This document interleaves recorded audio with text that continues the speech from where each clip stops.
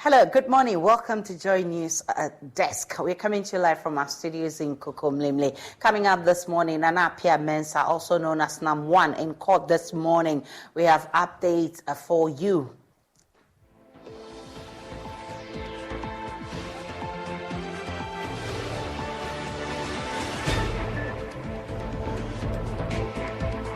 Also this morning, EC boss Jane Mensah says Commission's decision to increase registration centers in Tamale demonstrates its commitment to register all eligible voters. We immediately increased the number of registration stations from 2 to 3, and in some cases 4. We have heard of allegations from various quarters that the Commission is disenfranchising eligible voters. This is false.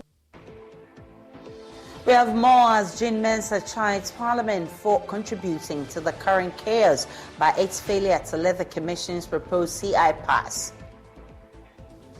It is important to note that this will not be the only registration exercise before the 2024 election.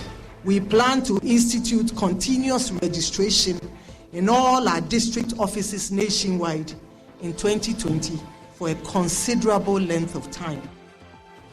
We have more, plus speak with one of the NDC MPs heavily opposed to the EC's proposed constitutional instrument. Also this morning, Parliament Select Committee on Environment, Science and Technology blames poor enforcement and compliance to environmental safety standards for illegal mining activities pervasive in mining communities. We'll hear from chairman of the committee following a fact-finding mission to Anto Aboso explosion site. My name is Aisha Ibrahim. We have details of all of these plus business coming up shortly.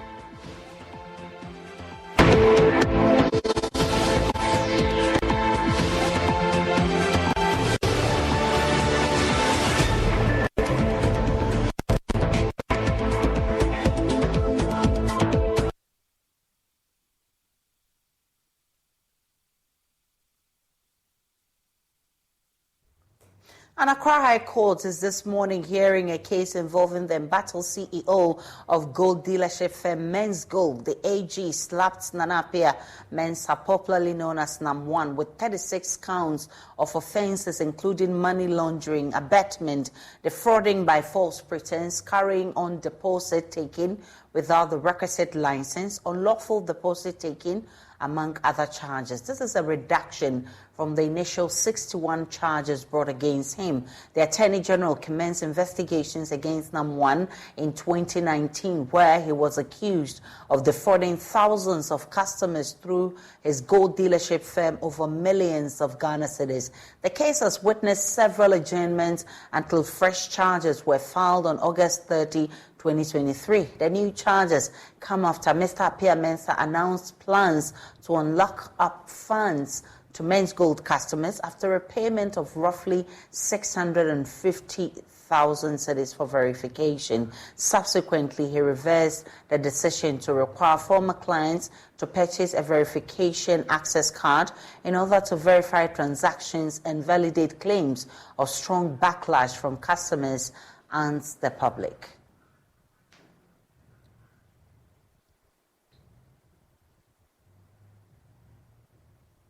We are in court this morning. We'll bring you details in our subsequent bulletins. Now, Electoral Commission Chairperson Jane Mensah says outfit's decision to increase registration outlets in Tamale demonstrate the Commission's commitment to ensure all eligible voters are captured on the national roll. The EC has come under intense criticism over its refusal to decentralize the registration process from its district offices. In particular, the Tamale Metro Office of the EC has been fouled with faulty kits, long queues culminating into a very slow process. Addressing journalists, however, Jane Mensah explained that following discussions with the Tamale North MP, Haruna Idriso, the Commission increased registration centers in Tamale and will continue to do so in other places when the need arises. We immediately increased the number of registration stations from 2 to 3, and in some cases 4. Faulty kits were also swiftly replaced with spares that were available in the region. And so, for instance, in the Tamale Metro office, we experienced issues with the kits sent there, resulting in a registration figure of 4 voters only on day 1. We quickly stepped in and replaced the faulty kits, and the registration is going on there seamlessly. Additionally, to do with the long queues in the Tamale metropolis, we have increased their registration stations from 2 to 4. And I'm happy to note that on Saturday, they recorded a high of 269 registrations and 410 on Sunday, the 17th of September. I share these examples to demonstrate that as a commission, we are on the ground and working around the clock to ensure that every eligible voter who is eligible to register or who is desirous to register as a voter does so with ease. We have heard of allegations from various quarters that the commission is disenfranchising eligible voters. This is false. Madam Jean Mensah has also been explaining that the Electoral Commission will embark on a continuous voter registration exercise in 2024 if its proposed constitutional instrument is allowed to mature into law by Parliament. She assures there will also be a mop-up registration in hard-to-reach areas of the country. It is important to note that this will not be the only registration exercise before the 2024 election. In line with our plans to promote an inclusive participatory registration process, we plan to institute continuous registration in all our district offices nationwide in 2020 for a considerable length of time. In addition to that, we will identify difficult to access areas and undertake a mop-up registration of voters in those areas. Of course, we will rely on data from the Ghana Statistical Service and our own database to determine areas where the registration figures are low as a result of inaccessibility to our district offices. And I'd like to repeat this, that this is not the only registration exercise prior to the elections in 2024. In line with our plan to promote an inclusive participatory registration process, we plan to institute registration in all our offices nationwide in 2024 for a considerable length of time. In addition to that, we will identify difficult to access areas and undertake a mop-up registration of voters in those areas. Speaking about the EC's proposed CI, the Commission says Parliament is partly to blame for the Commission's struggle to decentralize the registration process, as the failure of the House to pass its new CI has left the Commission in a very difficult place. As you are all aware, the Commission prepared a draft CI for continuous registration in all district offices nationwide.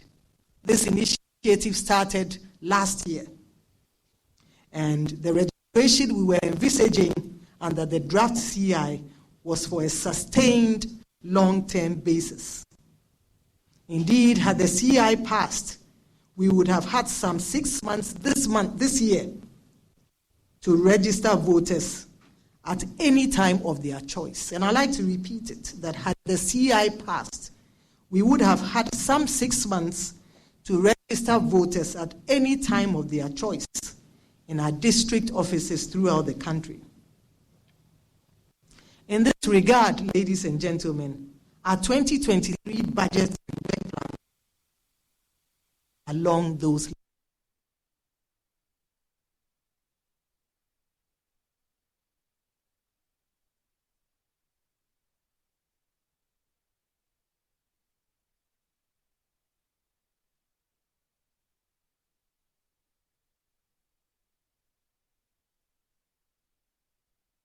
Hence, our adoption of this method in line with our budget and our work plan, as well as our long-term plan and vision.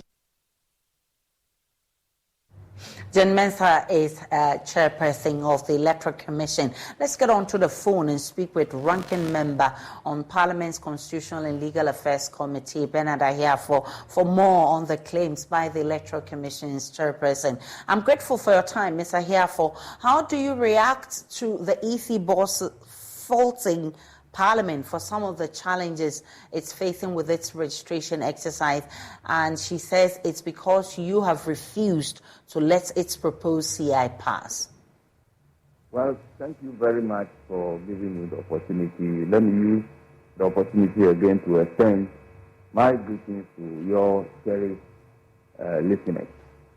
I disagree on certain areas with Madame Mensah, the chairperson of the EC, in the sense that I have been with the subsidiary legislation committee of Parliament who interrogated the CI during the pre-laying consideration.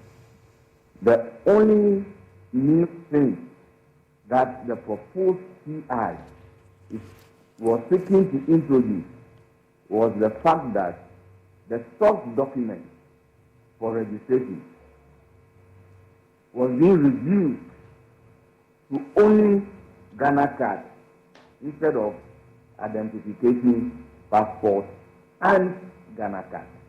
Everybody can look at that particular CI.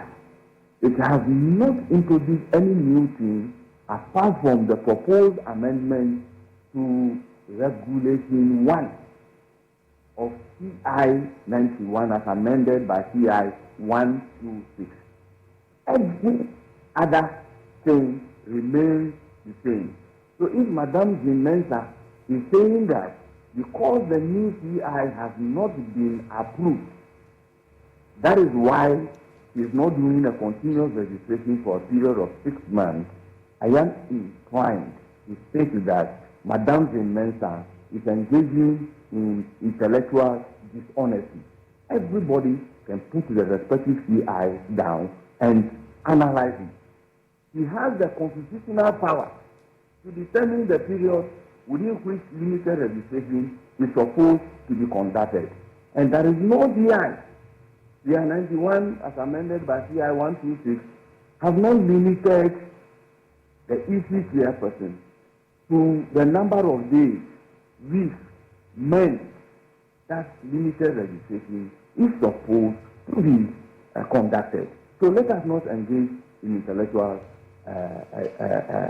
dishonesty. Now, amending the existing CI by limiting the source document to only Ghana card, how does it reflect in her ability to conduct a limited registration for a continuous period of 6 months? Let's be truthful to Ghanaians. Well, Mr. Ahia, the EC that will make all of us see. The EC insists it will not change the proposed CI to accommodate your request to add the guarantor system. I mean, do you sense that Parliament will let the CI go through, when the House resumes in October, especially when the EC says that the new CI will allow them hold continuous registration? As a member of Parliament, I have been a vice chairman for the Subsidiary Legislation Committee, and with the new CI, I sat with the committee throughout. As parliamentarians, we ask pertinent questions. What is the defect in the existing CI that the new one is coming to cure? We are not giving any tangible answer about the defect in the existing CI that the new one is coming to cure. Law is an instrument of social engineering. Law is supposed to be an aid to development. It is just a communicative action. So if the use of only Ghana card, having regard to the problem and the challenges being faced by national, the authorities that issue the Ghana card, if you limit the source document to only Ghana card, you can imagine the number of eligible voters that will not be eligible to vote because they do not have Ghana card. Genuinely, we can all attest to the fact that there are people who went through the process and they are supposed to get the Ghana card, but the card was not even available for them. What percentage of Ghanaians have Ghana card? Let alone to talk about those who will turn 18 and those who have not been registered as voters. So we realize that the new CI will be causing more harm to Ghanaians than good. There is nothing useful in the new CI. The only thing being introduced by the new CI, I maintain, is the amendment of Regulation 1 to limit the source documents, which were 3, in line with the Supreme Court decision in the case of Abu Ramadan. Ghana card, passport, identification. They want to amend the existing CI that talks about these 3 documents as the source document to limit it to only Ghana card. That is the only thing being introduced in the new CI. They should look at the new CI related to the existing CI and point to me, Banarahia, for as well as the entire Ghanaian, a provision in the new CI that would enable them to do a continuous registration for a period of 6 months.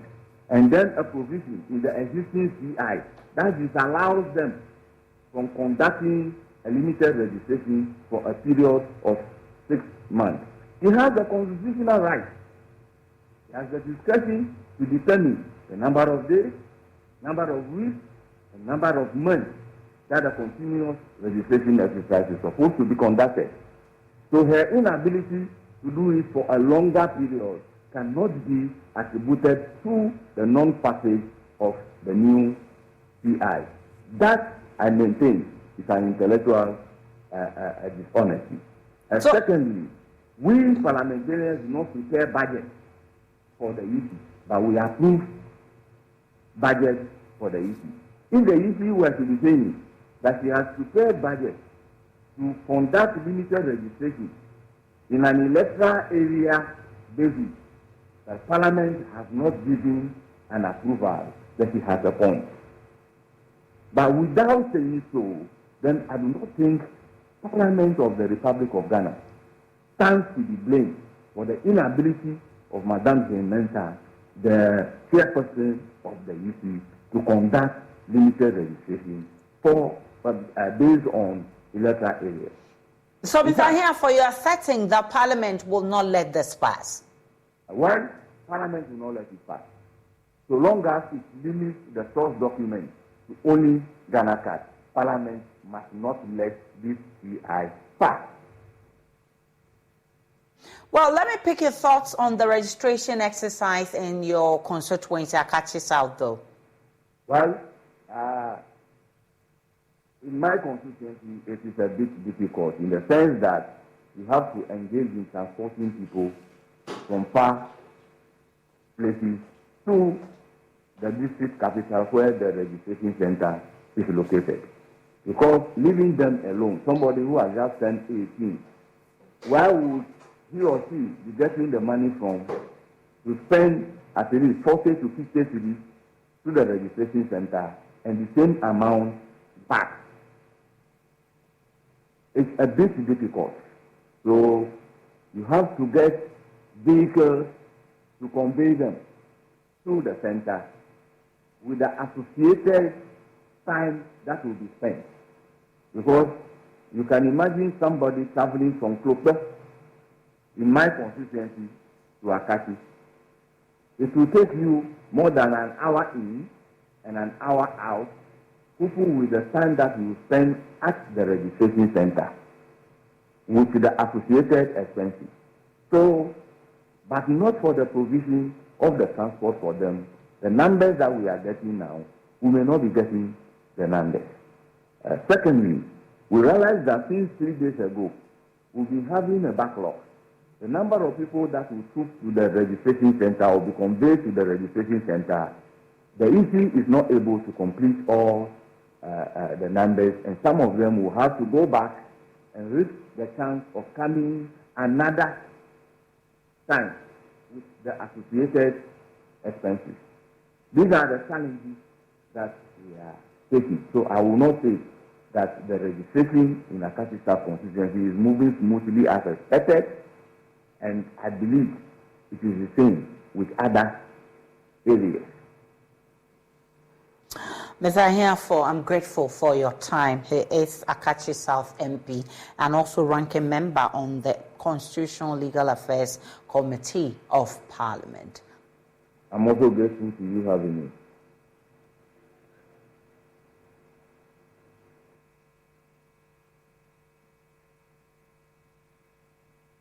Let's stick with Parliament because Chairman of the Parliamentary Select Committee on Environment, Science and Technology, Dr. Emmanuel Mafo, has attributed the many infractions happening in mining sites across the country on weak compliance to environmental safety standards. He also observes a key deficiency in public sector management is the lack of coordination and collaboration between state agencies mandated to execute policies, programs and laws for the welfare of society. Dr. Mafo made this assertion when he and other committee members visited the Anto Aboso explosion site in Shama to experience at first hand the happenings in the area which led to the explosion, which claimed 5 lives.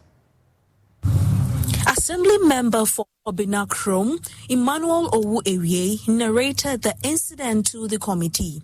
He was bitter about the continuous and deliberate negligence of quarry companies in the Shama district to safety standards.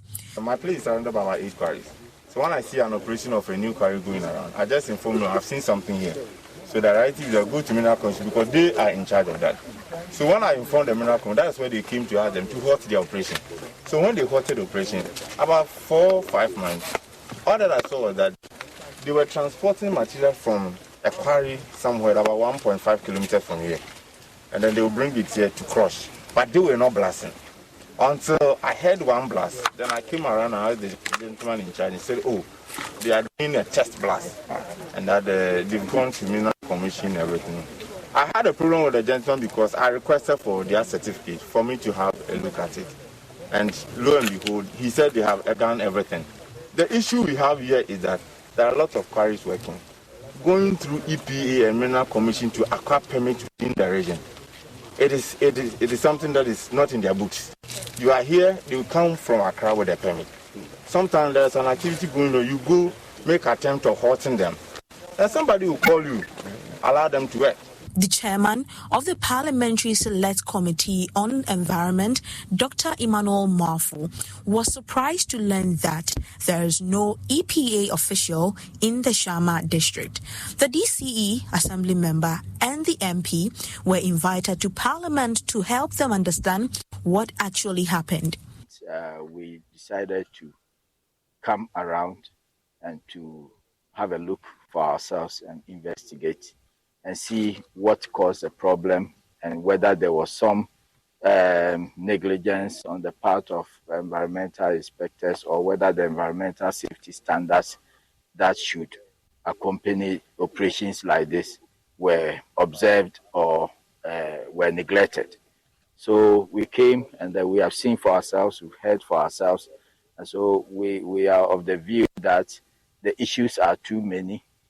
Some borders on the legality, the registration of the company operating, some borders on the performance of the relevant state agencies and whether they are doing their work as required by law or not.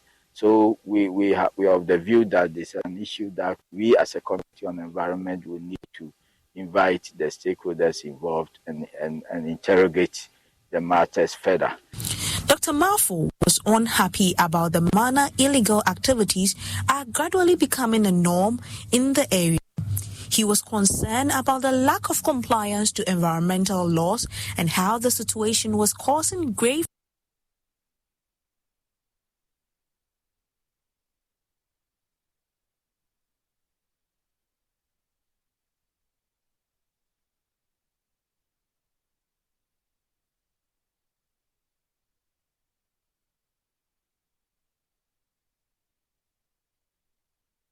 the companies that have concessions, the state has a responsibility to protect the concessions. And that one we must go back and make sure that we mobilize, the forces of the state to make sure the boundaries of these concessions are protected, so that people can do their business. We don't want anything to go out there that in Ghana, when you acquire concession, illegal people can even invade your concession and then operate in your concession. That will reduce business confidence in our country, and it will affect investment. It will affect our economy, in the long run. Apart from that, we are also concerned about the lack of reclamation and restoration of degraded landscapes. The Anto Aboso is host to about 8 quarries and raises the concern for proper environmental management practices to safeguard lives and properties in the area.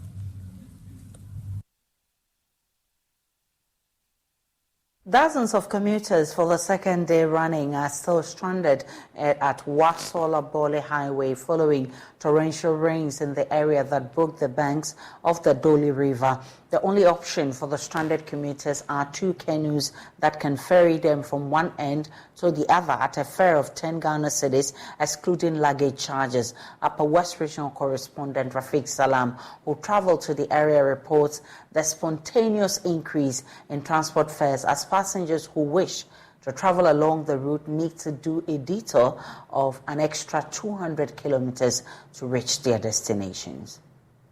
The 12-hour Sunday rain came in torrents. Its intensity has never been seen in the enclave for decades. The effect is catastrophic and of monumental proportion. The Doli River, that has not been desilted for over 2 decades, broke its banks as a result of the violent floods and cut the highway into 2 equal halves. Maze of commuters got stranded on both sides of the highway. The well-compacted gravel-sealed bitumen was completely washed off, leaving only the skeleton of the concrete bridge. There was no human casualties, but farms closer to the waterways were destroyed. Passengers wishing to continue their journey only have one option: 2 canoes to ferry them from one end to the other at 10 Ghana cedis, excluding luggage charges. I am carrying my load. What I'm going to do is business to eat with my mother and my brothers. So it's very difficult to cross. So where is the vehicle for you to pass with? No vehicle. We are using just some small ship to cross to Bole. The ship from where to where? Bole. Ship? Where is the ship? There is no ship there. However, if you are faint-hearted and has phobia for the water that is about the size of half a football field, you have to take a detour of about 200 kilometers from either Sola to Fufusu Junction and Tachiman, or the vice versa. Communication lines were also destroyed by the floods. And so this is the fiber cable, and they are also trying to retrieve the cable to enable them to restore the lines of these communication services here. So you can see that one of them is from Borofo. Master, tell me, what's your name? I'm Emmanuel Baberi. Okay, what are you doing now? We are trying to restore the link. This link has affected so many sites. So yesterday we were here, but we couldn't restore it due to the water content. It's today that we came back and we have access to the cable, and we are now trying to lay the cable across so that we do temporary work and later on we come and do the normal work. Savannah Regional Minister Said Jibril Mwazu, accompanied by his opposite number from the Upper West region, Dr. Kinsali, visited the affected area to get first-hand information with a view to fixing it. Somewhere in 1993. Since then, we've been doing spot improvements on the road, but the major works have not been done. But so far, we've seen that the level of destruction is something that we have to take seriously, and also to make sure that we get the road more travel very, very soon. Ourselves, but even before coming here, we have made contacts with the road minister, the chief director, the chief executive of the Ghana Highway Authority to ensure that we get a speedy remedy to what has happened. The Upper West region is severely hit. The incident has, however, resulted in spontaneous increment of transport fares, specifically persons traveling to Kumasi.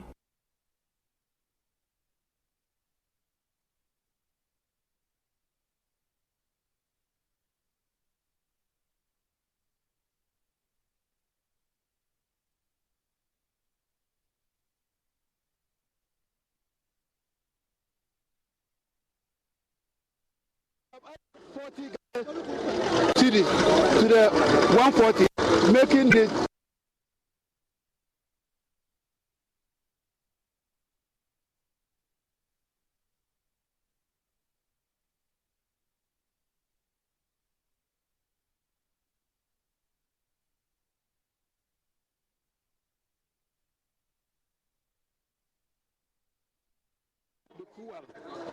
and the distance, but we said we have to be sympathetic with them, so we reduced it to 40 instead of 50.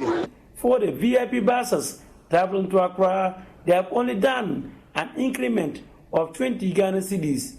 Oli Rahman Salifu is the world manager of VIP. But the 20 cedi is not too high. If you look at it, the 20 cedi increment is not up to 20 gallons of fuel. And that place, looking at it, about a 90 miles averagely. That's averagely 90 miles is freely. So due to that, if you don't add anything, you can't be able to cover. And there can be a type S, or there can be a different distance in a car. Passengers are, however, not happy with the increment in the transport fares. Both. The long journey, 1, the increments, 2, and the time. So once there's an increment, though the journey will be stressful, I think that's the thing that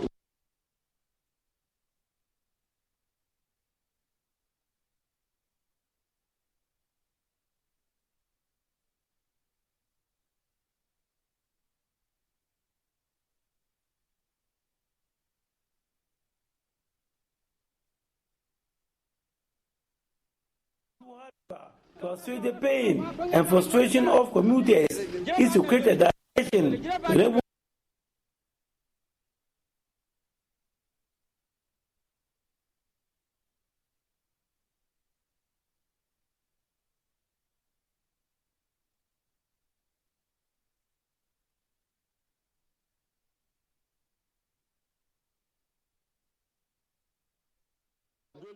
Savannah region.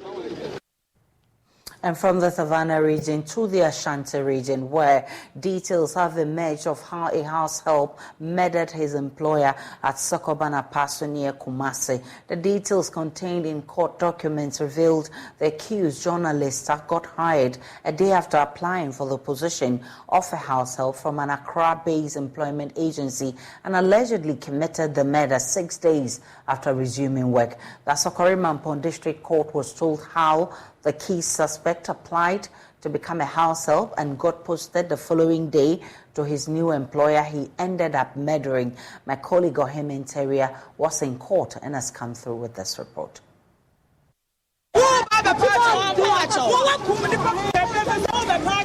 Alesta applied for work on September 4, 2023 and resumed work the following day, assigned to the woman he allegedly murdered in Kumasi.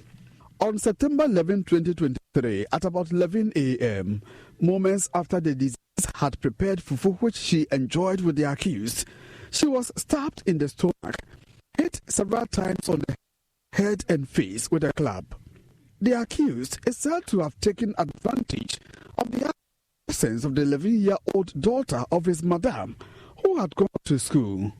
According to police, Alesta, after committing the act, invited the second and third accused persons, that is James Anoche and Juan Collins, to the home of the deceased and bolted with a Kia Sportage vehicle with registration GS 307-21, Samsung mobile phone, rice, cooking oil and items. they then escaped to Accra, made contact with Biggie, a fourth accomplice who is at large, to sell the vehicle to Christian Obu, the fifth accomplice who is also at large. Alesta, after the sale of his Madam's Kia Sportage vehicle, used some of the proceeds to buy a Toyota Vitz car with registration number GS 3107-23.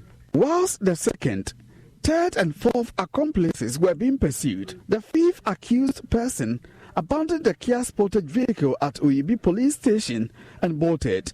Following a report to the police, the crime scene management team discovered the body of the late Stella Osei, also known as Princess Efia Ahinkai, in the garage of her Aboso home.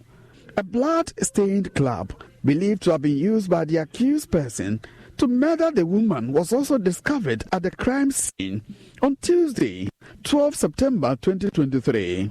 A police intelligence-led operation led to the arrest of the first and second accused persons in their hideouts in Accra on September 14, 2023. The two were then escorted to face trial in Kumasi.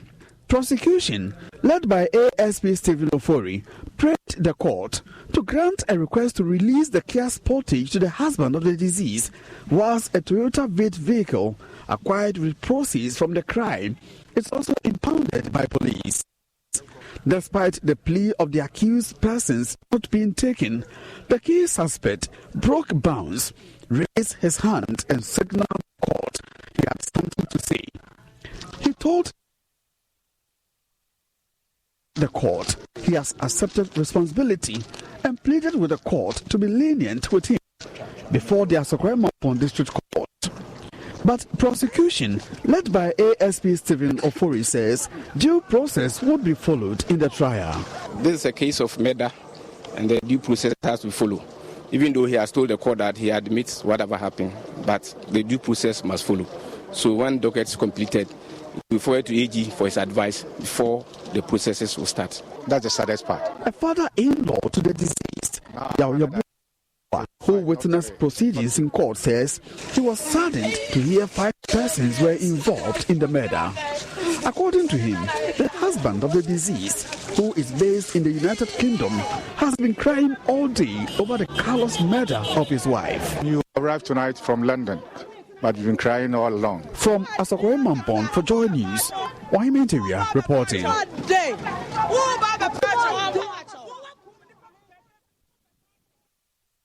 Back in Accra, CDD research fellow Kwame Sapon-Sedu is urging government to prioritize research and data-driven decision-making in the healthcare sector. Speaking at a public lecture organized by Joy News and various professional bodies on the theme Down Memory Lane 1993 to present, has this democracy delivered a health dividend for Ghanaians?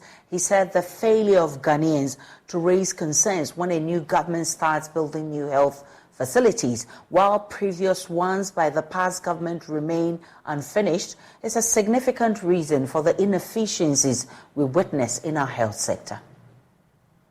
The Agenda 111 project includes district hospitals, 6 regional hospitals in newly created regions, 2 specialized hospitals in the middle and northern belts, as well as a regional hospital in the western region and renovation of the Ifyan-Kwanta Regional Hospital. The minority in Parliament in August said government's Agenda 111 project, which was launched 2 years ago, has delayed due to funding challenges. Deputy ranking member on the Health Committee of Parliament, Dr. Market Nawani, said government has not been fair and truthful to Ghanaians, an assertion denied by government. Speaking at the public lecture at the British Council, CDD fellow and pharmacist Kwame Sapon-Sedu said failure of Ghanaians to speak up when a government starts the building of new health facilities when previous ones by the past governments remain uncompleted as one of the reasons for the waste we see in our health infrastructural projects. The truth is our politicians are very good storytellers and sloganeers.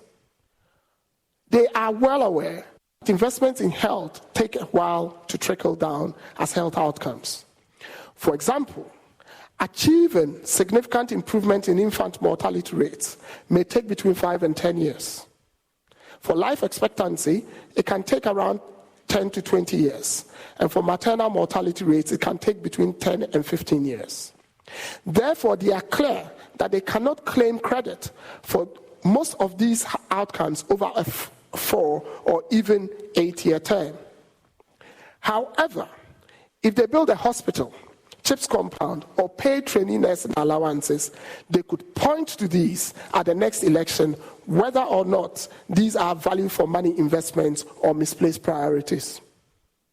Being the storytellers they are, they opt for the tangibles and carve these stories around them. Hence, slogans like Agenda 111 have become catchphrases on which votes are procured.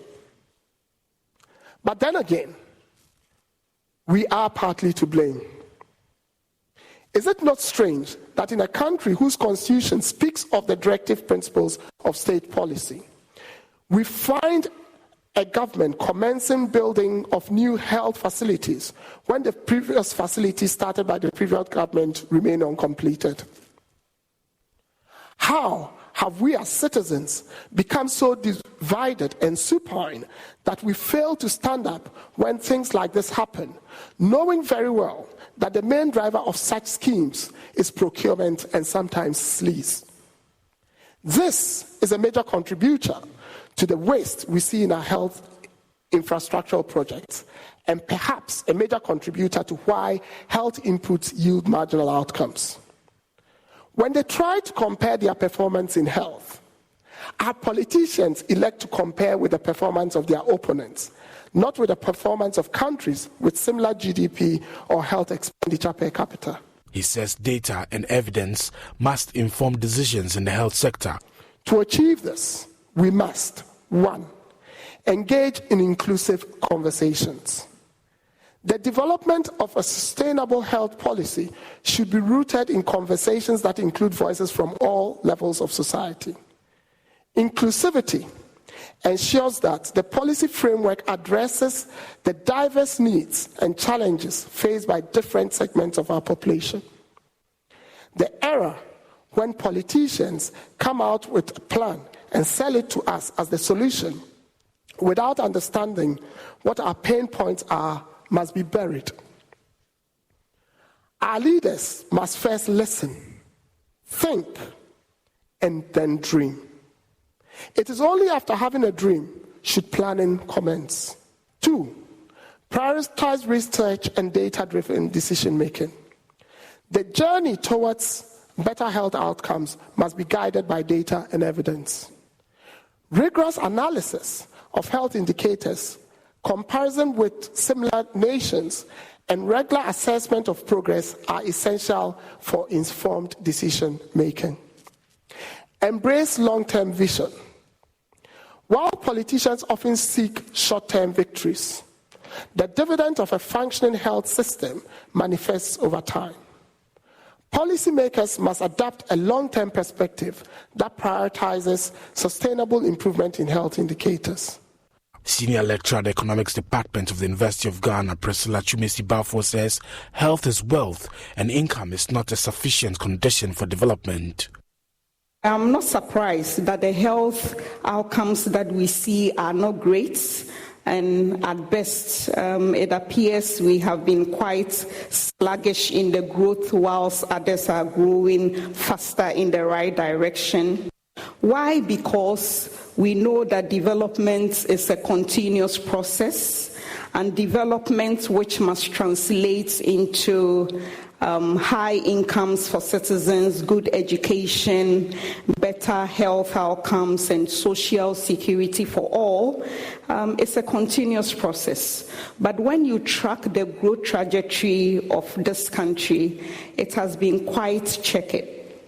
So there is the need under this democratic dispensation to look at the sources of vulnerability. What happens to the productive sectors of this economy that makes the economy struggles to grow in the right direction, to yield some of these dividends, including healthcare outcomes. Pharmacist and consultant William Ufori says more has to be done to improve Ghana's health sector. There are less than 12 neurologists for the 15 plus million adults or 32 million population. They are less than 12. I'm not just talking neurologists. Interventional cardiologists, they are less than 12. Endocrinologists, they are less than 12. Nephrologists, they are less than 12. Medical oncologists, they are less than 12. That is scary. That's the live on Joy News Desk. When we return, we'll bring you the very latest from the world of business.